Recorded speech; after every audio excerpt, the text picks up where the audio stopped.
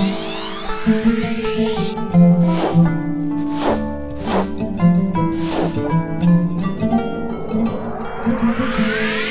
alaikum wa rahmatullahi wa barakatuh.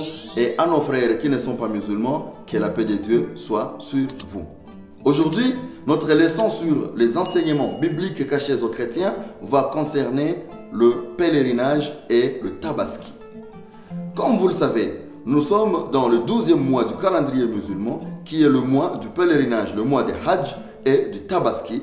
Tous les chrétiens du monde vont se demander pourquoi le musulman dépense beaucoup d'argent pour aller à la Mecque, faire le pèlerinage, devenir Hajj et rentrer chez eux, ou alors ceux qui sont restés chez eux, qui n'ont pas eu le moyen d'aller à la Mecque, vont égorger une bête le 10e jour de ce mois pour célébrer la fête de Tabaski ou la fête du mouton ou le Aïd al-Kabir.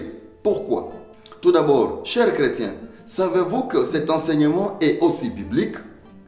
Savez-vous que la Bible enseigne que les croyants, les hommes de Dieu, doivent un jour quitter leur terre pour aller visiter un lieu choisi par Dieu, un lieu béni par Dieu, où Dieu a imposé son nom?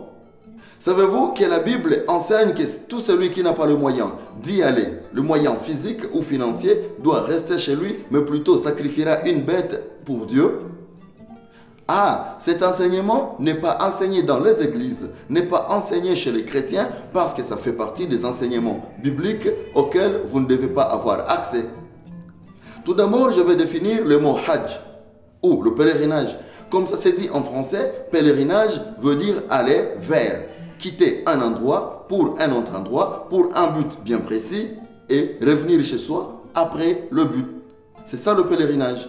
Et le tabaski, c'est la fête du mouton. La fête où les musulmans immolent une bête, soit le mouton, soit la vache, soit une chèvre, un chameau, un dromadaire.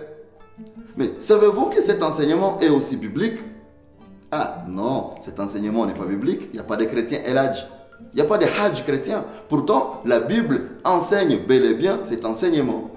Mais sachez tout d'abord que nous musulmans, nous pratiquons le Hajj ou le pèlerinage et nous fêtons le tabaski en égorgeant, pas parce que nous suivons la Bible, mais plutôt parce que nous suivons notre livre, notre guide, notre enseignement qui est le Coran. Et dans le Coran, Allah subhanahu wa ta'ala appelle les musulmans par une prescription de célébrer le tabaski et d'exécuter le pèlerinage ou le Hajj. Et ceci se trouve dans la sourate Al-Baqarah, qui est la deuxième sourate du Coran, à son verset 196, qui dit وأتموا الحج والعمرة لله فإن أحصرتم فما استيسر من الهدي ولا تحلقوا رؤوسكم حتى يبلغ الهدي محله et accomplissez pour Allah le pèlerinage et l'umrah.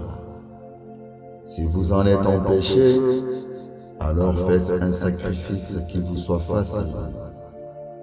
Et ne rasez pas vos têtes avant que l'animal à sacrifier n'ait atteint son lieu d'immolation. Ici, Allah subhanahu wa ta'ala appelle les croyants et leur demande, leur impose d'accomplir le pèlerinage. Et le pèlerinage, nous l'accomplissons, nous musulmans, pour ceux qui ont les moyens. Parce qu'aller vers la Mecque demande des moyens physiques et financiers. Il te faut un passeport, il te faut un billet d'avion, il te faut un visa pour l'Arabie Saoudite et il te faut des sacrifices à faire parce qu'il y a l'aumône à payer là-bas et pas une seule aumône, mais plutôt plusieurs. Et nous musulmans, nous les exécutons pour ceux qui ont ces moyens. Et pour ceux qui n'en ont pas, Allah nous demande d'immoler une bête qui sera facile à trouver dans ta zone. Et la bête à immoler, c'est soit le brebis, la chèvre, la vache, le dromadaire et autres quadrupèdes ruminants licites en islam. Mais est-ce que les chrétiens, vous faites ça? Les chrétiens ne font pas ça, bien sûr. Mais est-ce que vous savez que cet enseignement existe aussi dans votre livre? C'est ce que nous allons trouver dans le livre de Deutéronome, chapitre 12, verset 5 jusqu'à 7, qui dit: Mais vous les chercherez au lieu que Yahweh, votre Dieu, choisira parmi toutes vos tribus pour y mettre son nom et en faire sa demeure. Et c'est là que tuir. C'est là que vous présenterez vos holocaustes et vos sacrifices, vos dîmes et ce que votre main aura prélevé, vos vœux et vos offrandes volontaires, et le premier-né de vos bœufs et de vos brebis. C'est là que vous ferez des repas sacrés devant Yahweh, votre Dieu, et que vous vous réjouirez, vous et vos familles, en jouissant de tous les biens que votre main aura acquis et par lesquels Yahweh, ton Dieu, t'aura béni. Cette parole attribuée à Dieu dans ce passage dans le livre de Deutéronome nous dit bien que Dieu dit aux enfants d'Israël et à Moïse qu'il chercherait Dieu à un endroit, qu'il aura lui-même Dieu choisi parmi tous les tribus. Et Dieu y placera son nom et Dieu leur dit: c'est là que vous irez, c'est là que vous vous rendrez. Et l'effet de se rendre à un endroit, c'est ce qu'on appelle en français le pèlerinage. Donc Dieu a demandé à Moïse et aux enfants d'Israël de faire un pèlerinage vers un endroit où Dieu choisira lui-même parmi toutes les cités de la terre et Dieu y placera son nom. C'est ce qu'on appelle en arabe al-hajj ou en français le pèlerinage. Et lorsque vous devez accomplir le pèlerinage, ce n'est pas tout le monde qui a le moyen d'y aller. À certaines personnes, il est difficile d'exécuter cette prescription divine, faute des moyens, le lieu devenant trop loin parce qu'il faut payer tout ce qu'on a cité avant, ou alors parce que les conditions physiques ne vous permettent pas de voyager. Alors là, Dieu a demandé aux musulmans d'égorger une bête en célébrant le 10e jour du mois de Dhul Hijjah ou du mois du pèlerinage, en célébrant le Tabaski. Mais est-ce que ça se trouve aussi dans la Bible? La réponse est oui, ça se trouve dans la Bible, dans le même livre de Deutéronome, le même chapitre 12, à son verset, cette fois-ci 21 et 22, qui disent: si les lieux que Yahweh ton Dieu choisira pour y mettre son nom et éloigné de toi, tu pourras tuer de tes bœufs et de tes brebis que Yahweh t'a donné, selon que je te l'ai prescrit. Et tu en mangeras dans tes portes toutes les fois que tu le désireras. Tu en mangeras comme on mange de la gazelle et du cerf.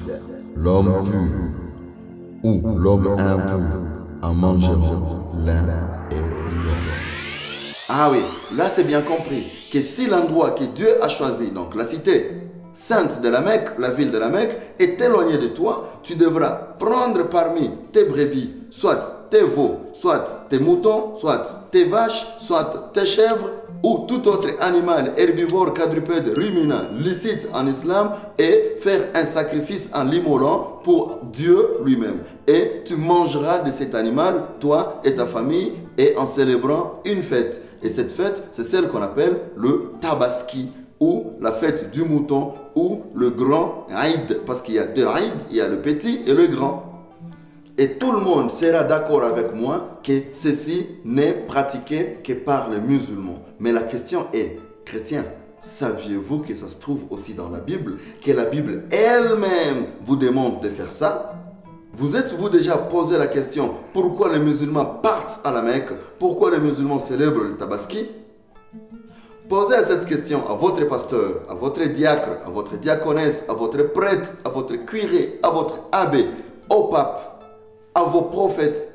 Personne ne vous répondra pourquoi vous ne faites pas ça. Pourtant, c'est présent dans votre livre. Assalamu alaikum wa rahmatullahi wa barakatuh.